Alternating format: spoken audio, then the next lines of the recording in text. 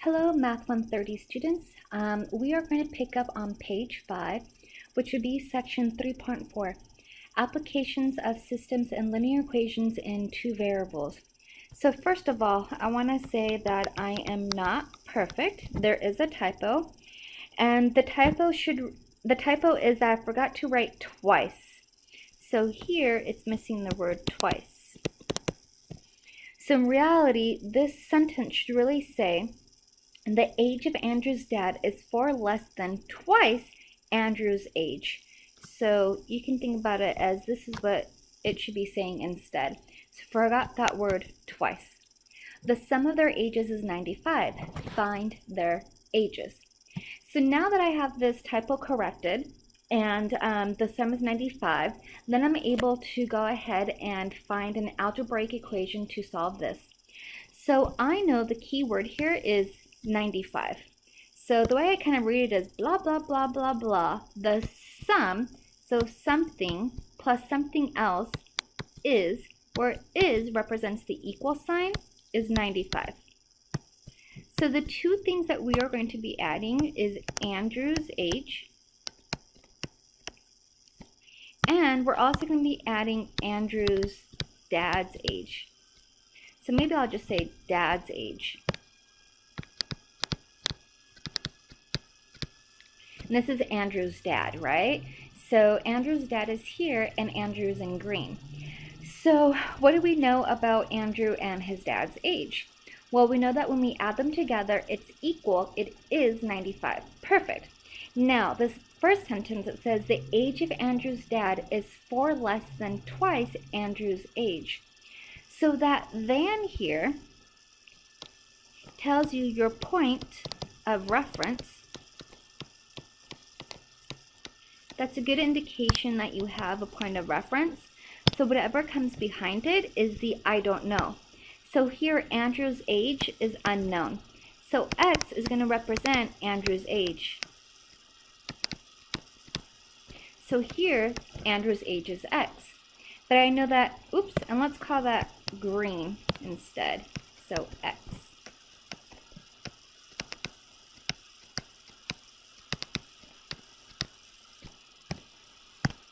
Just to keep everything color-coded. There we go. So Andrew's age is X. That's the I don't know. But we know that his dad, so now I'm talking about his dad, is far less than twice Andrew.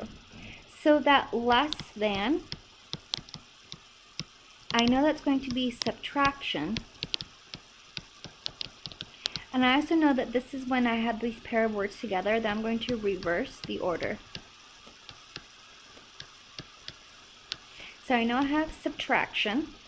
4 less, 4 came first, so that means if I'm reversing the order, it's going to come last. And twice Andrew's age, well, I know Andrew's age is X, and twice it is going to be 2 times that. So this is going to be the dad's age. So dad's age is going to be 2x minus 4. So now I have my equation, x plus 2x minus 4 is equal to 95. So when I add like terms, x plus 2x is 3x. And then I'm going to add 4 to both sides. So that 3x is equal to 99.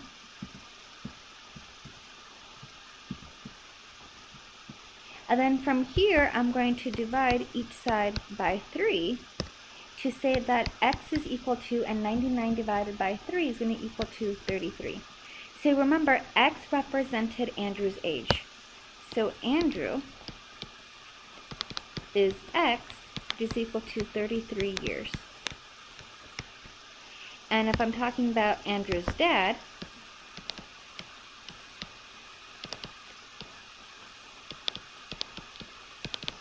remember, he is the 2x minus 4.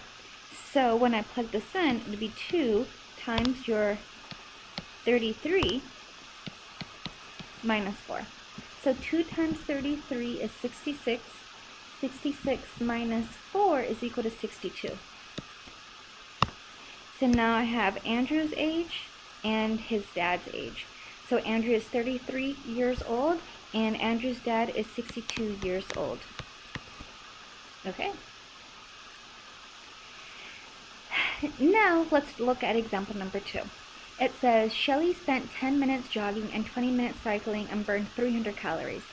The next day, Shelley swapped times and did 20 minutes jogging and 10 minutes cycling, burning the same number of calories. How many calories were burned for each minute of jogging and how many for each minute of cycling? So what I'm doing is I'm going to put this into a box to kind of help me organize my information. So notice how I created this box, right? This table to organize my information. So I have jogging, running, and calories, and I have day 1 and day 2. So if I'm thinking about, let's say, day 1, it says that she spent 10 minutes jogging and 20 minutes cycling. So I'm going to represent that as 10 minutes jogging. So let's call that X, because I don't know how many calories it's burning. And for running, I know it was 20, so let's call that Y. But I know that the total calories burned was going to be 300. So I'm going to put 300 for my calories. Now, the next day, which is day 2, she said 20 minutes jogging. So jogging, that's going to give me 20X. And I also have 10 minutes cycling, so that's going to give me my 10Y. And it says the same number of calories. Well, the same number of calories must be 300. So now I have my first and second equation. My first equation comes from adding and equaling the first row. So I have 10X plus 20Y is equal to a 300. On my second row, I have plus and equals as well. So my second equation, I have 20x plus 10y is equal to a 300. So here you have some choices that you can make. You can either do a substitution or elimination. Personally, what I would do an elimination. So I would multiply this entire top one by -2. So remember, you're going to multiply every single thing inside the parentheses by -2.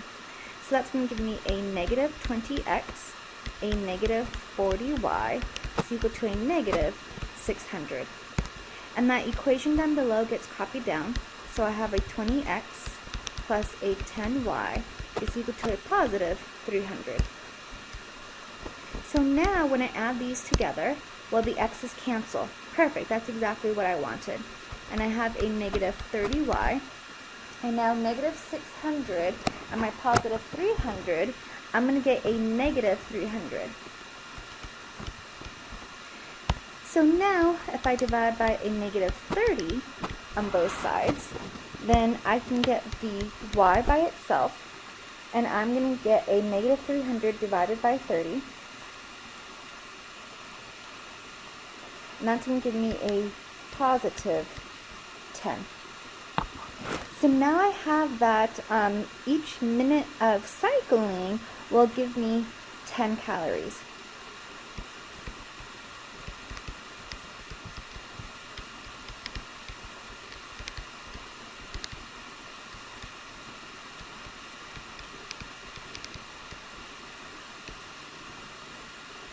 So you will burn 10 calories for every 1 minute of cycling. So now I have to figure out the jogging. So to figure out the jogging, I am going to do a back substitution. So notice how my first equation, I had 10x plus 20y is equal to a 300. I had figured out that my y is equal to 10, so I'm going to use that. So I'm going to have my 10x plus 20. Here's my y value of 10 that I'm plugging in. So when I multiply, 20 times 10 is going to give me 200. And then I'm going to subtract 200 from both sides. So I can get that 10x is equal to a 100. Divide by 10, divide by 10. So I'm going to get that x is equal to 10. So that means 1 minute. Remember, x represents jogging. It's also going to be 10 calories. So 1 minute of cycling and 1 minute of jogging will both burn off 10 calories total. So I hope that makes sense to you guys. So both cycling and jogging both burn 10 calories for every 1 minute. Well, that's good to know, right? If you're trying to keep up on your fitness. Alright, so now the next example number 3. It says Troy and Lisa were shopping for school supplies. Each purchased different quantities of the same notebook and thumb drive. Troy bought 4 notebooks and 5 thumb drives for $116. Lisa bought 2 notebooks and 3 thumb drives for $68. Find the cost of each notebook and each thumb drive. So again, here, at least for myself, it helps if I organize the information. So I'm going to go ahead and put this into a table so I can help myself. And I'm just going to pause it because it takes me a little while to create the table in my Chromebook, but just give me a second. Okay, so now that I have my table in here, it'll be a little bit easier to organize my information. And I like it to be nice and neat, so if I didn't have this Chromebook, I would do it with a ruler to make my lines a little bit nicer. So we have Troy and Lisa both buying a notebook and a thumb drive and my total cost. So let's look at the first piece of information. So it says Troy. So we're going to be thinking about Troy, and he bought 4 notebooks. So let's say Troy is 4x, and he's also 5 thumb drives. So let's go ahead and call that 5y, and the total cost is $116. Now for the second piece of information, it says that Lisa bought 2 notebooks. So now I'm dealing with Lisa, and she has 2 notebooks. She also has 3 thumb drives, so that's going to be a 3y, and her total was $68. So I know that my first equation comes from adding and equaling, same as my second equation. So now I have my equations. So the first one, I have Troy, which is 4x plus 5y is equal to 116. And for my second equation, I have 2x plus 3y is equal to 68. So in order to solve this, I'll go ahead and multiply the bottom equation by a -2.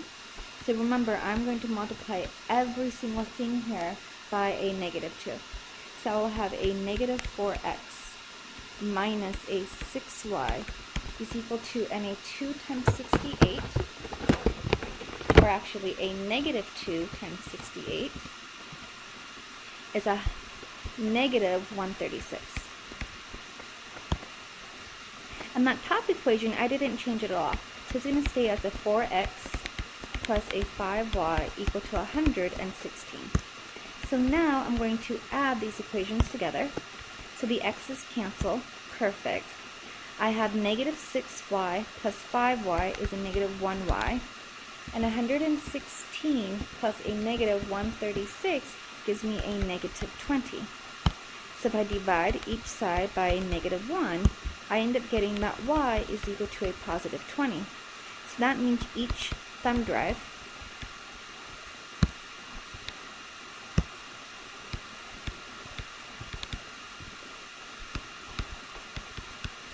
is going to cost $20. So now I have to figure out the notebook. So for the notebook, I'm going to do a substitution.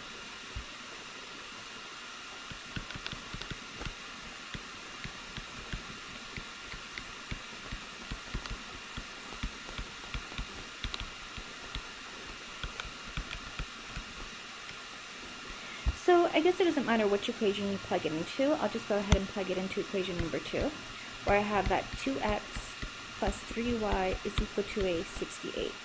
So that means I'm going to have a 2x plus 3, and that y value is 20 equal to 68. So 2x plus 60 is equal to 68. So I'm going to subtract 60 from both sides, so that 2x is equal to 8, and then I'm going to divide by 2 on both sides, so that x is equal to a +4. So that tells me that the price of one notebook is going to equal $4. Okay, well, I hope this is helpful, and I will continue with the rest of the lecture. So now on question 4, it says Marcus can drive his boat 36 miles down the river in 3 hours, but it takes 4 hours to return upstream.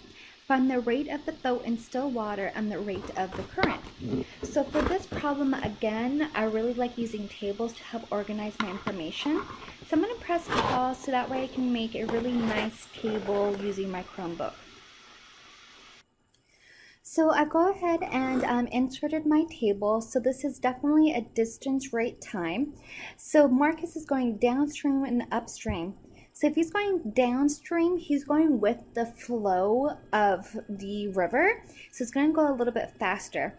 Versus if he is going upstream, then he's going against the stream, which means it's going to be going slower. So let's take a look at that first sentence. He can drive his boat 36 miles. So 36 miles, is that a distance, a rate, or a time? Well, hopefully you guys know that this is going to be a distance, right? You can go 36 miles. So downstream, he goes 36 miles. And it also says that it takes him 3 hours. So hours is going to be a time. So that's my time. Now for the second part, it says 4 hours to return upstream. So now since I'm thinking about upstream, I know it's going to take me my time, which is hours, which is going to be 4. And here, since I'm going from point A, your initial starting point, I'm going to, let's say, point B, your ending point. So this is you going upstream, or sorry, downstream. And then the return is going upstream. Well, that tells you that you're going to be going the exact same distance. So the distance should be 36. Because your downstream is faster, that's going to be addition. Because it's upstream is slower, it's going to be subtraction. So in the downstream, since it's going to be faster, you're going to have your boat plus your current. Versus your upstream, because you're going slower, is going to be your boat minus your current, okay? So I'm going to say your B is for boat and C is for current. So that's going to tell me the rate, okay? So we are trying to figure out rate.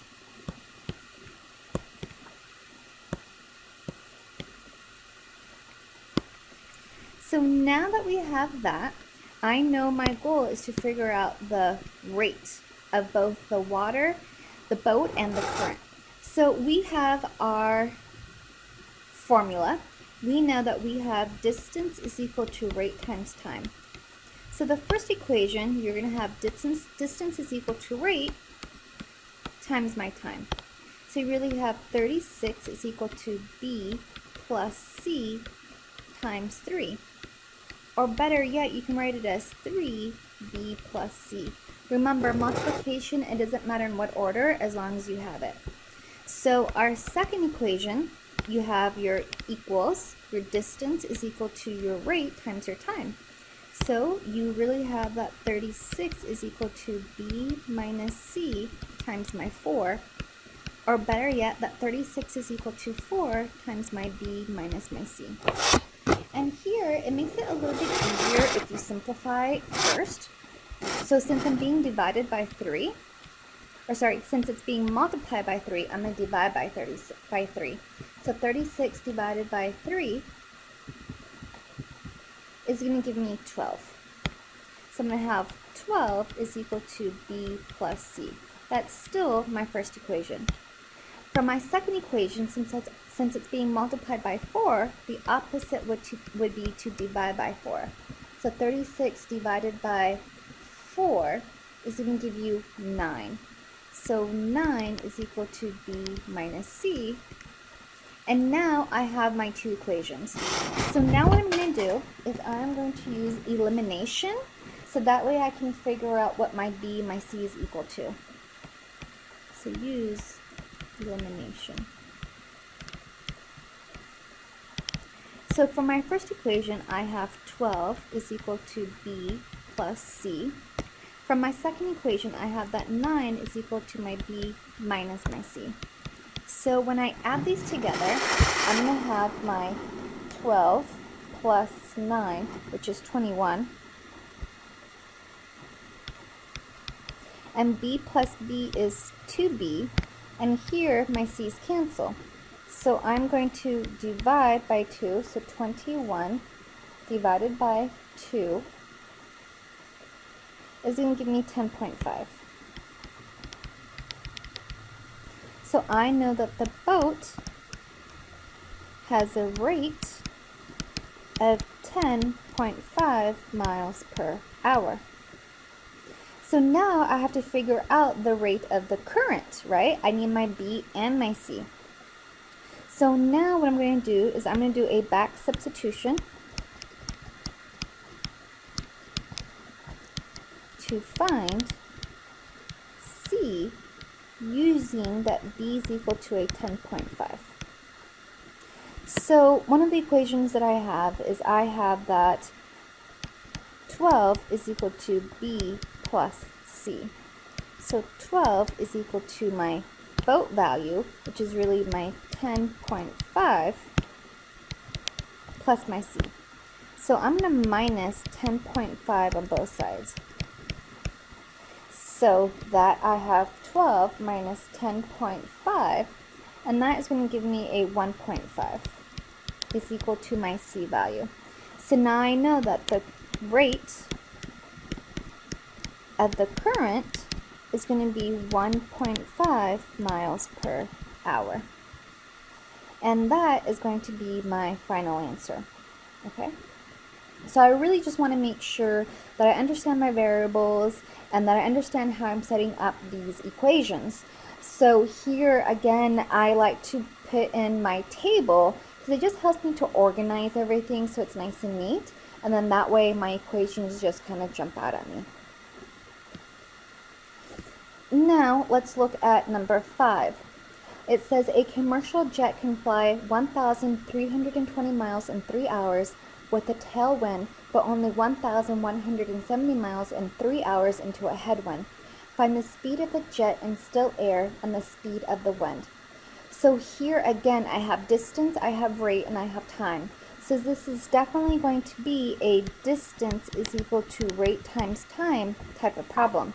So I'm going to go ahead and put in my table with distance, rate, and time just to make sure that I understand this. So I went ahead and wrote my table in. So I have my distance, rate, and time. I have my tailwind.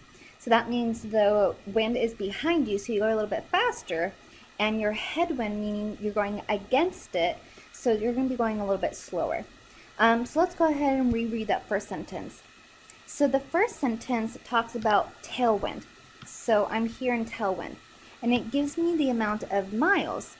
So if this is the amount of miles, then that is going to be my distance. So my distance is going to be 1,320. And it says it can be done in 3 hours, where hours is going to be my time. So that's going to give me 3. So there is my 3 hours. Now I'm going to read my second sentence. And it says that here, using a headwind, I go these many miles in these many hours. So I know that the miles is going to give me my distance for my headwind. So that's going to be 1,170. And it says my hours here is 3. So now I have my headwind, I have my distance, and I have my time. So the only thing I'm missing here is going to be my rate. So remember, with rate, if you're going faster, it's addition. If you're going slower, it's going to be subtraction. So here, I'm going to go ahead and say that I have your wind that you're subtracting, and you also have your jet. So J is going to be the speed of the jet, and W is going to be the speed of the wind. So now I have my equations. I know its distance is equal to rate times time. So I know from my first equation that 1320 is equal to j plus w times 3, which is the same as rearranging because multiplication is commutative. And since it's being multiplied, remember that I can divide. So I'm going to have my 1320 divided by 3. That's going to give me 440. It gives me my 440. And that's equal to my j plus my w. Now I have my second equation, and that was my 1170 is equal to my j minus my w times 3, which would be the same as saying 3 times my j minus my w because multiplication is commutative, and I can divide by 3. So I'm going to have 1170 divided by 3, and that's going to give me 390. It's equal to my j minus my w. So now that I have these two equations, I'm definitely going to be using elimination to solve. So I have that first equation of 440 is equal to my j plus w. I have my second equation of 390 is equal to my j minus my w. So now as I add these equations together, I have my 440 plus my 390, and that gives me 830. J plus j gives me 2j, and your w's cancel. So I can now divide by 2, so 830 divided by 2 gives you 415. So I know that the speed of the jet goes 415 miles per hour. So now I'm going to need the speed of the wind. So I'm going to do a back substitution.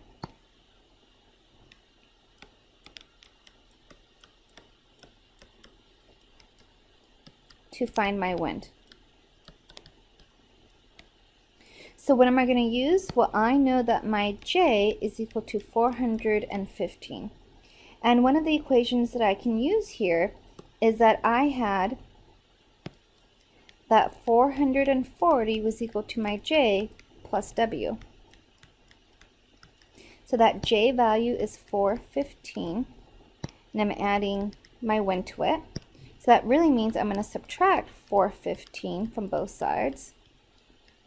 So that 440 minus 415 is going to give you a total of 25. So now I can say that the speed of the wind is 25 miles per hour. Okay? So I hope this question makes sense to you guys.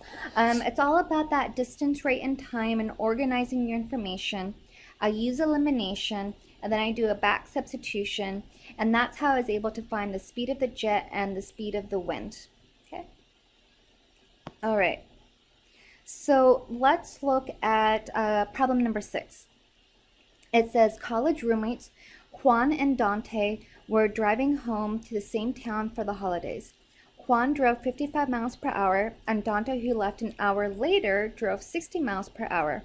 How long will it take for Dante to catch up to Juan? For this, again, I have a distance, I have a rate, I have a time. So I'm going to go ahead and make my chart for distance is equal to rate times time. So I went ahead and made my chart for distance, rate, and time. I have Juan and Dante. So let's go ahead and get this information. I have that Juan drove 55 miles per hour. So Juan drove this much. So that 55 miles per hour is going to represent my rate.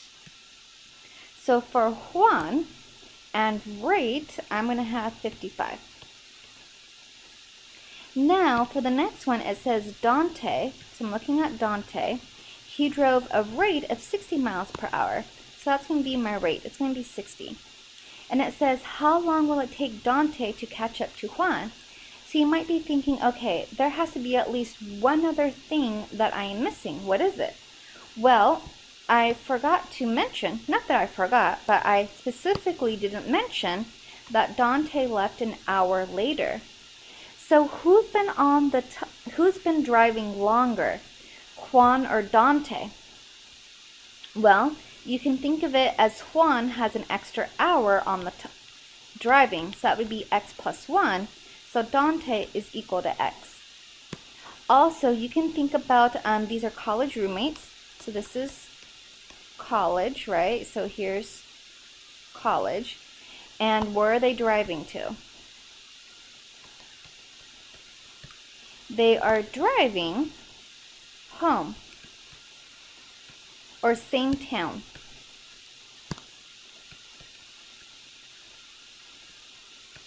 So it didn't specifically say where, but it said the same town for the holidays. So you can go ahead and assume that the distance for Juan and Dante are going to be exactly the same. So distance here is going to be the same.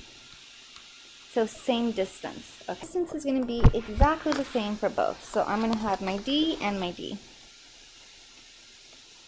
So I know that my distance is equal to my rate times my time. So I'm going to have Juan, which is my distance, of x plus 1 times my 55. I also have my second equation from Dante. The distance is equal to 60 times x. Since the distance is the same, I can set both equations equal to each other. So 55 times my x plus 1, it's the same distance, is equal to 60x. So here, when I distribute, I would have a 55x plus 55 is equal to my 60x. So I would subtract 55x from both sides. So I would get that 55 is equal to, and then 60 minus 55 would give me a 5x. So then from here, divide by 5, divide by 5, and I'm going to get that my x value is equal to 11. So what did the x represent? X represented Dante's time. So Dante's time driving would be 11 hours versus Juan's would be the x plus 1, so he drove for 12 hours. Okay, and that makes sense, right? Juan, who is driving slower, takes him an hour longer. Okay, so at 11 hours and 12 hours, it'll be the same amount of time for them to catch up, the same distance. Okay.